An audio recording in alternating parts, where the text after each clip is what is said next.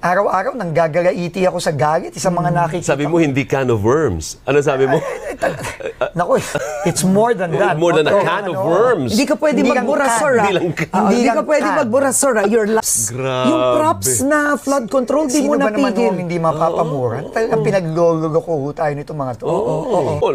Enough is enough. Yeah. We all know that this is top to bottom. Yeah. And hindi tayo makukontento na Contractor yung lang. Contractor, district engineer, project engineer. Naku, hindi ho. Lahat po nang dapat managot dito, kaya nga managot. Hindi hanggang saan? Kasi sabi ni Professor Wherever it takes us, as high as it can take us, the evidence will take us, we will go there. That's what the President said. Okay. Wala akong pakialam kung kamag-anak ko pa yan. Sinabi ba niya yun? Sinabi niya yun. Paulit-ulit. Karen. Yo, kaibigan. Sana totoo ang mga sinabi ni Secretary Dizon na enough is enough, kaibigan. Will take as high as possible, kaibigan.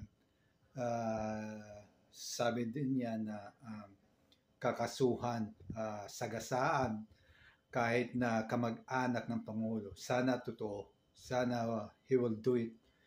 Kasi it's true. Enough is enough, kaibigan. We have to fight, kaibigan. This is it. Otherwise, it will happen again. So, are you agree that it's okay to happen again? I don't think so. So, we have to fight. Kaibigan, ingat po tayo.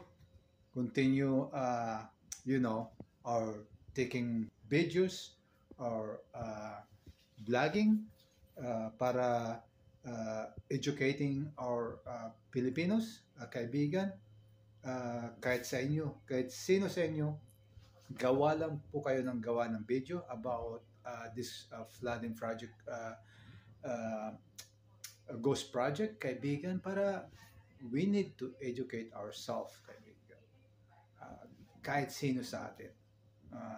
Hindi ko rin alam buo ang mga information, yung nakikita ko lang, which is difficult kasi nandito ako sa labas ng bansa, kaibigan. Kaya we need to do our job, kaibigan. Well, anyway, peace. Magandang umaga.